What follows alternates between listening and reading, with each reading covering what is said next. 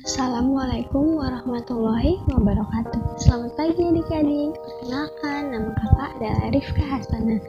Jadi, hari ini kita akan belajar mendeskripsikan. Pernahkah kalian mendengar atau membaca teks deskripsi? Tentu kamu pernah melihat acara jalan-jalan dari sebuah televisi yang menayangkan keindahan pariwisata Indonesia dengan pemaparan yang menarik. Atau pernahkah kamu membaca info perjalanan yang mendeskripsikan keindahan wisata Indonesia? Ya, itulah beberapa contoh teks deskripsi. Teks deskripsi dapat ditemukan di buku yang berisi informasi perjalanan dalam film atau cerpen, majalah perjalanan, dan program televisi tentang jalan-jalan. Nah, ini adalah pengertian teks deskripsi. Teks deskripsi adalah sebuah tulisan yang menggambarkan suatu objek berdasarkan hasil pengamatan dan pengalaman penulisnya. Teks ini biasanya berisi kalimat yang memaparkan sebuah objek, benda, ataupun makhluk hidup, agar pembaca mendapat kesan seolah-olah dapat melihat, mendengar, merasakan objek tersebut. Kita masuk ke bagian materi kita yang pertama, yaitu A. Menentukan ciri isi dan tujuan teks deskripsi. Di sini ada contoh teks deskripsi yang berjudul Parangtritis. Kita baca sama-sama ya. Parangtritis nan indah. Salah satu andalan wisata kota Yogyakarta adalah Pantai Parangtritis. Tepatnya, Pantai Parangtritis berada di Kecamatan Kretek, Bantul, Daerah Istimewa Yogyakarta. Pantai ini terletak 27 km arah selatan Yogyakarta. Pemandangan Pantai Parangtritis sangat memesona. Di sebelah kiri terlihat tebing yang sangat tinggi. Di sebelah kanan kita bisa melihat batu karang besar yang seolah-olah siap menjaga gempuran ombak yang datang setiap saat.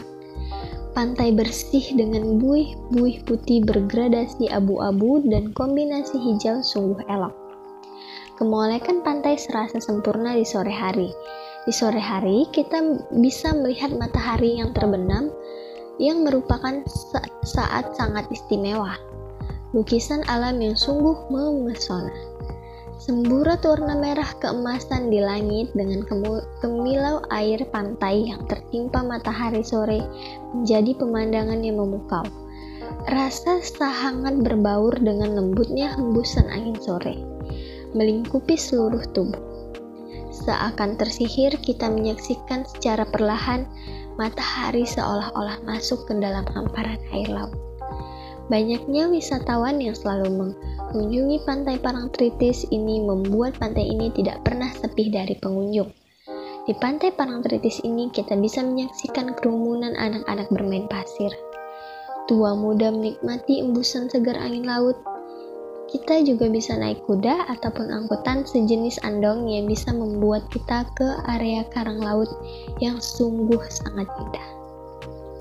Nah, jadi kita sudah membaca contoh teks deskripsi. Dari sini kita tahu objek apa yang dideskripsikan teks tersebut. Ya, yaitu Pantai Parangtritis. Dan tujuannya yaitu menggambarkan keindahan Pantai Parangtritis. Nah, jadi tujuan teks deskripsi itu adalah menggambarkan objek dengan cara memperinci objek secara subjektif atau melukiskan kondisi objek dari sudut pandang penulis. Teks deskripsi juga bertujuan menggambarkan, melukiskan secara rinci dan penggambaran sekongret mungkin suatu objek, suasana, perasaan sehingga pembaca seakan-akan melihat, mendengar, dan mengalami apa yang dideskripsikan. Nah, kalau ciri isi teks deskripsi adalah yang pertama, ciri isi teks deskripsi diperinci menjadi perincian bagian-bagian objek. Yang kedua, isi teks deskripsi menggambarkan secara konkret, menggambarkan wisata yang indah seperti apa indahnya itu. Dengan demikian, teks deskripsi banyak menggunakan kata khusus. Nah, seperti warna yang dikhususkan pada kata hijau, biru toska, orange, atau masih banyak lagi. Selanjutnya, isi teks deskripsi bersifat personal dengan kandungan emosi, sehingga menggunakan kata-kata dengan emosi yang kuat, seperti ombak menggempur, kemolekan pantai, atau masih banyak lagi. Baik, kita masuk ke materi kita selanjutnya. B. Menelaah struktur teks deskripsi. Jadi, struktur teks deskripsi itu ada 3. Yang pertama, identifikasi gambaran umum. Berisi nama objek yang dideskripsikan, lokasi, sejarah lahirnya, makna nama, pernyataan umum tentang objek. Yang kedua, deskripsi bagian. Berisi perincian bagian objek tetapi diperinci berdasarkan tanggapan subjektif penulis. Perincian dapat berisi apa yang dilihatnya, seperti bagian-bagiannya, komposisi warna, seperti apa objek yang dilihat menurut kesan penulis. Perincian juga dapat berisi perincian apa yang didengar, mendengar suara apa saja, seperti apa-apa suara itu penulis membandingkan dengan apa. Nah, perincian juga berisi apa yang dirasakan penulis dengan mengamati objek. Nah, yang terakhir ada kesimpulan dan saran. Ini berisi kesimpulan atau saran dari si penulis. Baik, kita ada lagi nih contoh teks deskripsi dengan strukturnya. Nah, jadi kita bedah sama-sama ya. Teks deskripsi yang sekarang berjudul Rumah Tongkonan. Tongkonan adalah rumah adat masyarakat Toraja. Tongkonan berasal dari kata tongkon yang artinya duduk bersama-sama.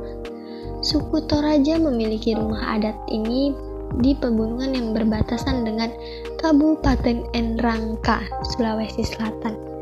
Rumah adat ini merupakan salah satu ikon suku Toraja.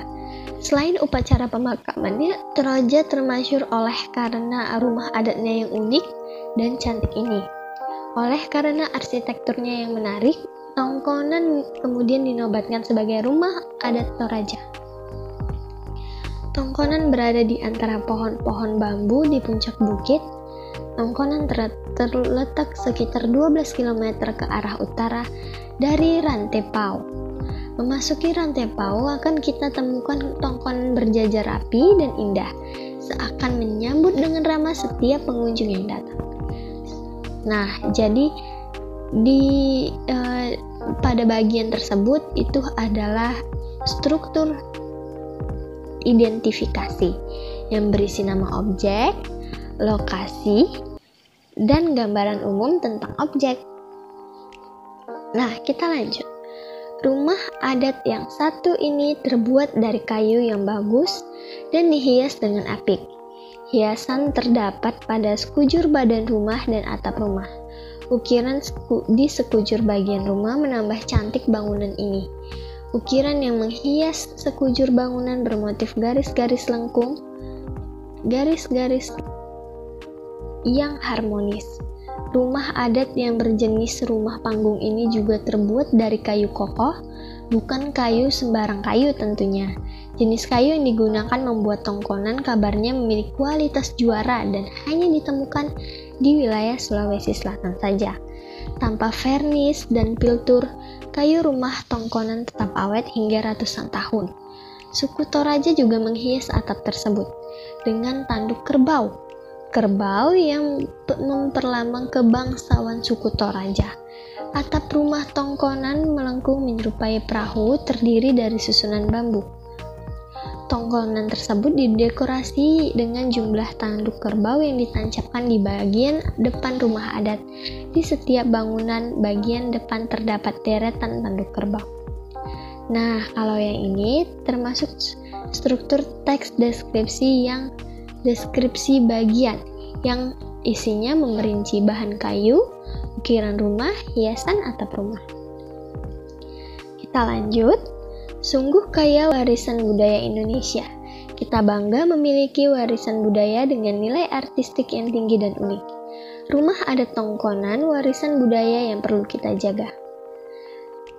Nah, kalau yang ini adalah bagian teks deskripsi penutup atau kesan umum si penulis. Baik, berakhir sudah pembelajaran kita hari ini tentang teks deskripsi. Semoga apa yang saya sampaikan bisa dimengerti oleh adik-adik. Tetap semangat belajar ya. Terima kasih dan sampai jumpa.